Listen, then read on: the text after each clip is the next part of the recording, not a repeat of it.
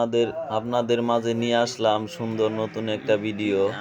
আচার বানাবো, মহিলা মানুষ কিভাবে আচার বানায় সেভাবে আমরাও বানাবো। তাই জলপাই আমি এই সিদ্ধ করে নিছি, সিদ্ধ করে রোদে দিয়া একটু পানিটা শুকায় নিছি।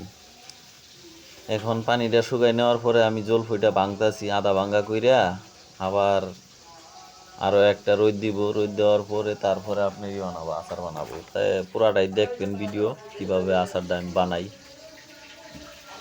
ওই যে ভাঙ্গার পরে এই যে রোদ দিছি, রোদ দেওয়ার পরে আপনার এই যে মোটামুটি একটু ঝরঝরা হয়েছে। ঝরঝরা হওয়ার পরে এখন মানে শুকাই গেছে মোটামুটি। এখন আমি আচারের কাম শুরু করব। প্রথমে দিয়ে দিলাম আপনার হাফ লিটার সরিষার তেল, একদম মেলের ভাঙানো সরিষার তেল আমি বাজার থেকে নিয়ে আসছিলাম। সরিষার তেলটা আপনার দিয়া গরম করে নিয়া তারপরে আপনার কিছু রসুন মানে মশলামাতি যেগুলা রাখে এগুলা রেডি করে রাখছি। এখন রসুনটা দিয়া, রসুনটা মনে করেন যে ভাজা লাগবে, রসুনটা দিয়ে দিলাম। রসুনটা দেওয়ার পরে এখন আপনার তেলের মধ্যে কতক্ষণ ভাইজা ভুজা নিমু, ভাইজা নিয়া তারপরে আপনার অন্য কাজ করব। আর মহিলা মানুষ বানায়, আমিও চেষ্টা করি মহিলা মানুষের মতো বানানোর, কারণ আমার আবার ওগুলা অভ্যাস আছে। এই যে রসুনটা ভাজার পরে এখন দিয়ে দিতেছি গরম মশলা, যেমন দিলাম হইলো ডাল, এলাচ, লং, তারপরে আপনার আছে তেজপাতা। এটি দেওয়ার পরে আর কিছুক্ষণ ভেঙে রাখুন। আবার এই যে পাশে রাখছি হইলো আপনার বাজার থেকে আমি লাল চিনি আনছিলাম। লাল চিনি আইনে এর আগে 2 কেজি বানাইছিলাম। ওন থেকে কিছু এক সপ্তাহে বানাইছি, পরের সপ্তাহে শেষ। তো ভাবলাম যে 4 জন থাকি ব্যাচেলার, তো হেরা কইতাছে আরও 2 কেজি নিয়ে আসেন বানাই। ভালোই লাগলো। পরে একটু চিনি ছিল, লাল চিনি। পরে আপনার আবার আরও কিছু চিনি আমি নিয়ে আসছি। নিয়ে আসার পরে আপনার এই যে আচারের কাম শুরু করলাম। এখন দেখি কিভাবে কি হয়। মোটামুটি ভাজা হয়ে গেছে গা। এখন আপনার চিনিটা হালকা গলায় নিয়া পরে আপনার জলপাইয়ের কাম শুরু হবে।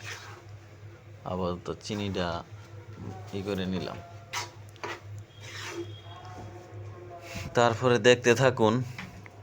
এই যে শুকনা জলপাইটি, কালারটা আসলে ভালো হয় নাই, কারণ হলুদ ছাড়া সিদ্ধ করছিলাম তো, যার জন্যে কালারটা একটু হয়েছে। সমস্যা নাই, জলপাইয়ের যে একটা কালার হবে, কঠিন একটা কালার। খালি দেখেন কিভাবে আমি মহিলা মানুষ ফেল করি। খালি ঘরে বৈশা বৈশা মহিলারাই কাম করব, আর পুরুষ ফুলাগর খালি কব যে এই করে না, সেই করে না, এই পারে না, সেই পারে না। ঘরে বাইরে সব দিকে এক্সপার্ট থাকতে হবে। ছেলে কারে বলছে? দেখেন কালার, কি কালার! আরে অস্থির একটা কালার আইসা পড়ছে। একদম খাঁটি সরিষার তেল তো, যার জন্য কালারটা সেই। দেখতে থাকেন, সমস্যা নাই। আরও তো আছে, আরও মশলা আছে। যেমন আছে আপনার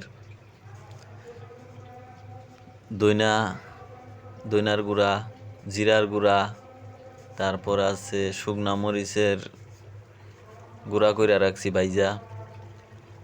তারপরে আছে আপনার পাঁচফোড়ন গুঁড়া কইরা রাখছি ভাইজা। এখন দিতাছি আস্তে আস্তে, সব দিতাছি।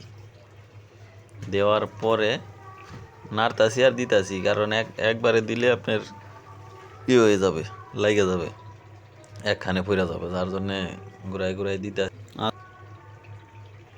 দেখেন কি সুন্দর কালার আইসা গেছে আচারের।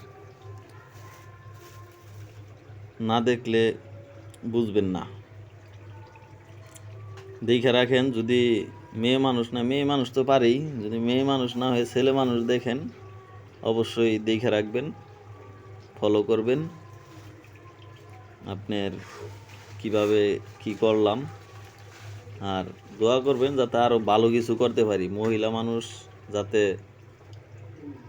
খেয়াল করতে পারি। মানুষে জানি কইতে পারে না যে মহিলা মানুষ ছাড়া চলতে পারি না, মহিলা মানুষ ছাড়াও আমরা চলতে পারি, এটা প্রমাণ দিতে হবে। কিন্তু মহিলা মানুষ আমাদের ছাড়া চলতে পারবে না, এটা বাস্তব, এটারও প্রমাণ করতে হবে।